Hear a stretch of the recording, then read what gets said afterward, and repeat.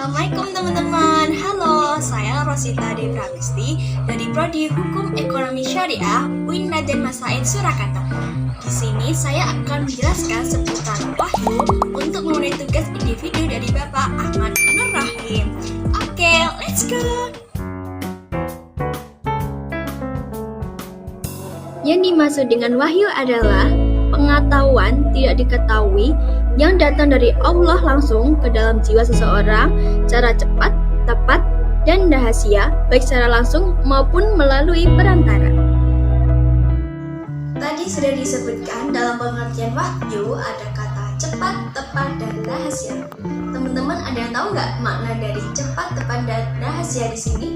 Yuk kita bahas satu persatu. Maksud cepat di sini, orang yang menerima wahyu itu tidak perlu yang namanya proses, baik belajar maupun penelitian. Tepat di sini maksudnya orang yang menerima wahyu itu adalah orang-orang pilihan seperti Nabi dan Rasul. Mereka diyakini bahwa mereka mampu untuk menyampaikan wahyu Allah kepada para umatnya. Yang terakhir adalah rahasia. Maksud dari rahasia di sini ialah wahyu itu diturunkan secara tersembunyi, tidak diketahui maupun dilihat oleh orang lain. Pada saat itu, di tempat yang tersembunyi, hanya ada orang yang menyampaikan dan menerimanya saja, tanpa ada orang lain. Selanjutnya, kita akan membahas mengenai fungsi wahyu. Ini dia. Mengenai fungsi wahyu, sebenarnya ada banyak sekali fungsi wahyu. Akan tetapi, di sini saya akan mengambil 3 poin. Yang pertama, wahyu itu berfungsi untuk memberikan informasi kepada manusia. Maksud informasi di sini ialah wahyu itu memberitahukan kepada manusia tentang cara bersyukur kepada Allah Subhanahu wa Ta'ala, menyempurnakan akal sehingga mengetahui mana yang baik dan buruk, serta menjelaskan tentang pahala dan hukuman yang diterima oleh manusia kelak di akhirat. Fungsi wahyu yang kedua yaitu wahyu itu berfungsi untuk mengatur manusia dalam bersosial, karena manusia pasti akan mengalami konflik. Untuk itu, Allah mengirim Nabi untuk membimbing para umatnya ke jalan yang benar agar kelak bisa hidup bahagia di dunia maupun di akhirat.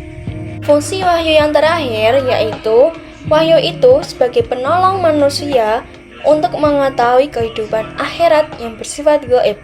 Maksud gaib di sini adalah sesuatu yang tidak bisa dijangkau oleh akal manusia. Tadi sudah dijelaskan mengenai pengertian wahyu dan fungsi wahyu. Nah, untuk yang terakhir ini, kita akan membahas bagaimana sih wahyu itu diturunkan kepada para rasul. Oke, ini dia. Untuk cara penyampaian wahyu itu terdapat 3 cara. Yang pertama yaitu cara wahyu Allah turun kepada malaikat. Nah, untuk yang pertama ini, Allah Subhanahu wa Ta'ala berbicara langsung kepada malaikat Jibril tanpa adanya suatu perantara dan pembicaraan yang dipahami oleh para malaikat. Cara yang kedua yaitu cara wahyu Allah turun kepada Rasul. Cara ini, mukjizat diturunkan kepada Nabi Muhammad melalui malaikat Jibril, ditulis dalam mushaf, disalin, maupun mutawatir. Selain itu, Allah memiliki 3 cara berkomunikasi dengan para nabi dan rasulnya. Cara yang pertama yaitu berbisik secara langsung, yang kedua yaitu wahyu yang diterima nabi dari balik tabir, dan yang terakhir yaitu wahyu melalui malaikat Jibril. Cara yang ketiga atau yang terakhir yaitu cara penyampaian wahyu oleh malaikat kepada rasul. Penyampaian dari malaikat kepada rasul ini ada 2 cara. Cara yang pertama yaitu malaikat itu datang sebagai lonceng dan suara yang sangat keras sehingga mempengaruhi kesadaran Rasul. Cara yang kedua yaitu malaikat Jibril datang seperti manusia. Maksudnya di sini Jibril itu menyerupai sepertinya makhluk Allah. Nah, itu dia penjelasan mengenai wahyu. Sekarang teman-teman udah tahu kan mengenai pengertian, fungsi wahyu, dan cara penyampaiannya. Semoga bermanfaat untuk kalian semuanya. Terima kasih. Wassalamualaikum warahmatullahi wabarakatuh.